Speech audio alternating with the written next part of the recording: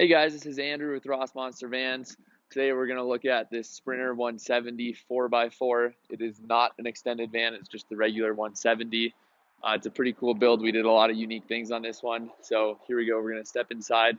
And I guess before we get too far, one of the cool pieces, usually we do like an aluminum trim piece right here. On this one, we actually did this kind of rubber, what would you call it, like rubber grip step almost. The reason why it looks good is it's very similar to the stock step that you see in a lot of these sprinters. So it kind of blends the work that we do and the work that comes straight from the factory at Sprinter. As long as we're talking about the flooring here, you also notice that this client has this very cool Marmoleum floor. So it's all the way. You also see that we wrapped the vertical face of this step here. Again, just trying to really make all of the more residential feel as seamlessly blended into the van feel as possible. Cool, now we're gonna step inside. So one of the main design points that we were focusing on with this build was to have it super sleek. We didn't want to see a whole lot of seams. We wanted everything to be seamless and really flow together. We also really wanted this wood cabinetry to pop. So you see we have this really beautiful walnut in this van. A little bit different here as well. You see all of this grain is flowing vertically, as opposed to with most vans we run this horizontally. I think it came out really well. You'll also notice the very light theme aside from the walnut in this van. So we have white leather bench seats. We have this high max. It's very similar to Corian. We have this countertop here, as well as white uppers, painted white upper cabinets, as well as painted ceiling panels. And then again, sticking with kind of the light theme, as well as walnut, back with the bed panels, as well as those mechanical cabinets back in the garage that we're going to touch on in a second. Design things in this van. Up front, we have this shower. I guess one of the cool features here, a split door. It makes it a little bit more convenient to open this up wide. Now you have a nice wide entryway. You're not worrying about this big door. This is a 36-inch long shower, so you're not worrying about this big door hinging into you and kind of blocking your space. We also have a Nature's Head compost toilet in here.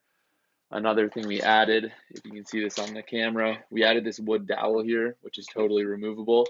So as the client comes back from skiing, or maybe she gets caught out in some wet weather, this is a great place to hang gear, to let it dry out in here and not necessarily have that kind of condensating and getting the rest of your build wet and damp, which is what nobody wants.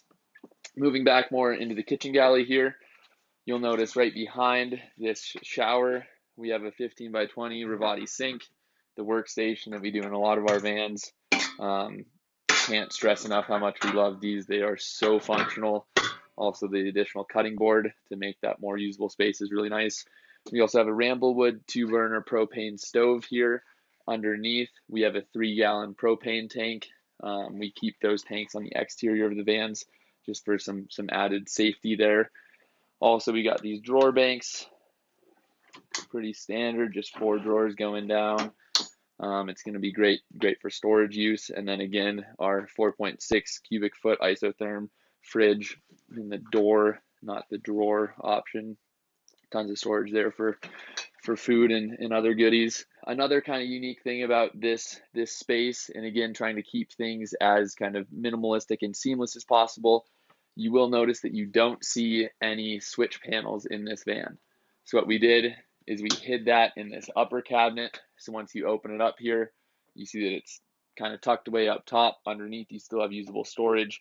We also put an outlet in the back of this, so the client can use, if she has camera stuff or like a computer, for example, she can hide this in here, charge that, and you won't see any cords. Super neat, super organized. Walking through, pretty standard switch panel here. We also have our Rixen heater hot water system in this van. Moving towards the back here, again, we have this fairly large Lagoon table mount. And I'll pop it off here so that we can look at this bench seat.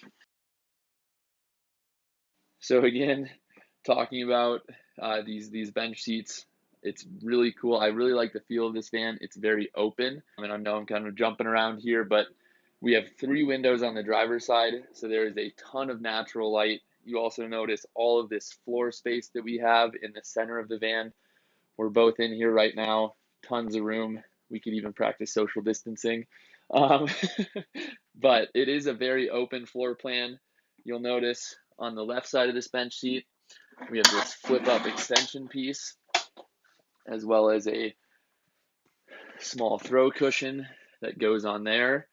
So you can either sit here and have a couple people sitting here, or you can sit back and kick your feet up like that. Very comfortable.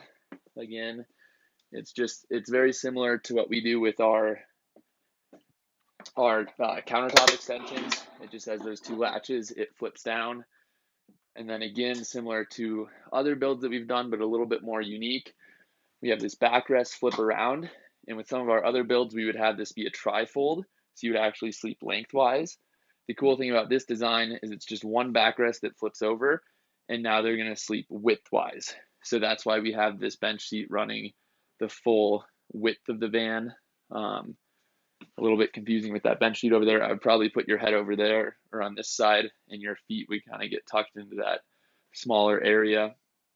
Again, I think that, I don't know if maybe we've done a few vans like this, but it's definitely a very unique way to sleep additional people.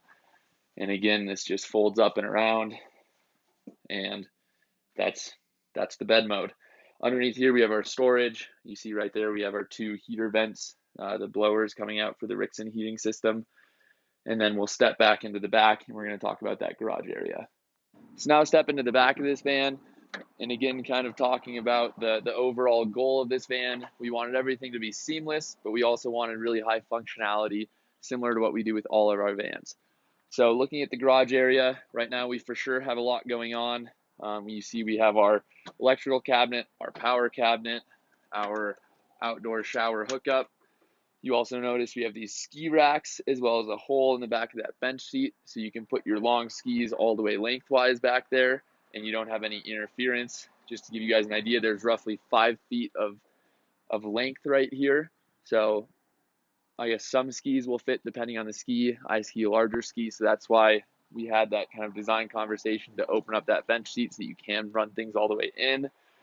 The other thing that we have here, we have our gear slide on 500-pound sliders.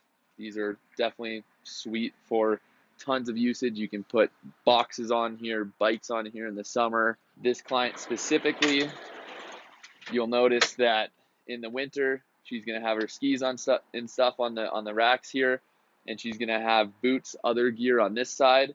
What we added is we added just these turn knobs, so you can spin these off, and in probably 30 seconds, you can pop that off. And then if you have a big box on here with gear, then this whole thing will slide out.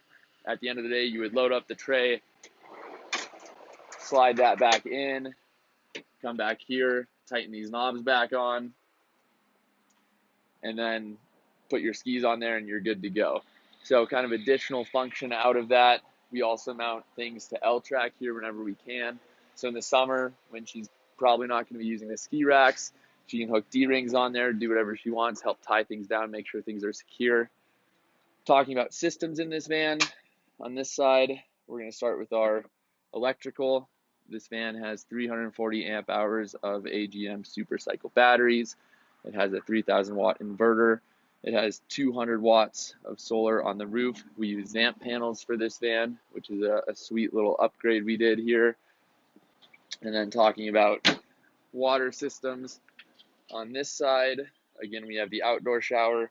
This van has a 40-gallon water tank, just with the sink and the shower up front. Water usage is something that we always keep in mind. And the one thing kind of to note that we talk a lot about with the majority of our clients is weight in vans. So weight is always a big thing. Being on the design side of things, it's something that we always talk about, something that we have on our radar.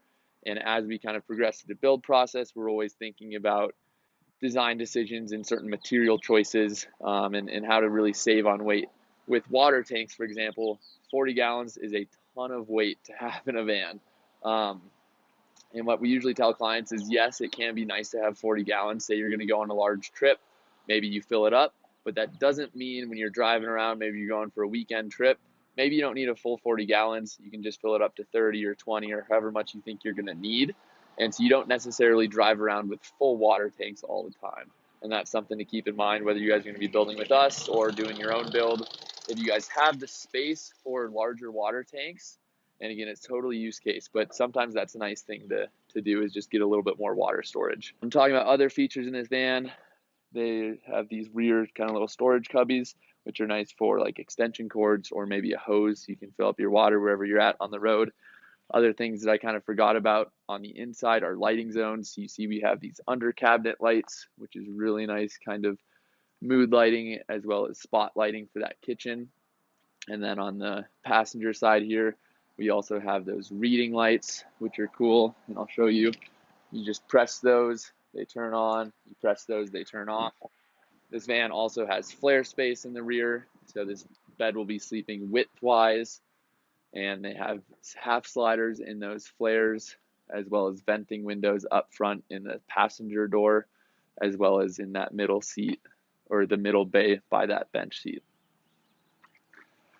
Awesome. Well, yeah, this is a again, Sprinter 170 4x4, and want to thank you guys for following along. We're trying to put out these videos as often as we can. If you guys want to see anything specific, leave a comment for us. If you want to see more of something, definitely let us know. If you want to see less of something, also let us know. Again, I'm Andrew, and thanks for watching.